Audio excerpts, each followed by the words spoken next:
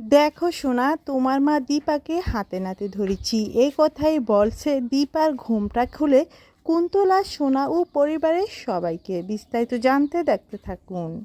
বন্ধুরা, অনুরাগের ছোঁয়াতে আমরা সবাই দেখতে পারবো দীপা ছদ্মবেশ ধারণ করে সেনবাড়িতে আছে। অন্যদিকে কুন্তলা বারবার সন্দেহ করে যাচ্ছে এটা দীপা, অন্য কেউ না, কিন্তু কোনোভাবেই যে সেটা প্রমাণ করতে পারে না। হঠাৎ করে সকলের সামনে একদিন দীপার ঘোমটাটা খুলে ফেলে আর বলে, সোনা দেখো, দেখো আমি সত্যি বলেছিলাম কিনা। তোমার মা দীপা, যেটা দেখে তো চমকে যায়। সোনা সোনা হাঁ হয়ে দীপার দিকে তাকিয়ে রয়েছে আর বলে, মা তুমি তুমি ছদ্মবেশে এতদিন এভাবে ছিলে?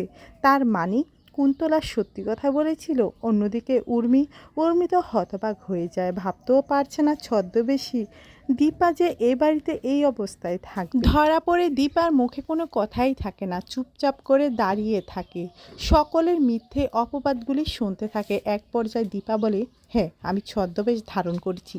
সেটা কেন করেছি? এই পরিবারের ভালোর জন্য, ডাক্তারবাবুর ভালোর জন্য। যেটা শুনে তো আবারও পুরো হাঁ হয়ে যায়। এবার গল্পে যদি এমনটা ঘটে, আপনাদের দেখতে ঠিক কেমন লাগবে কমেন্ট করে জানিয়ে দিন। ধন্যবাদ।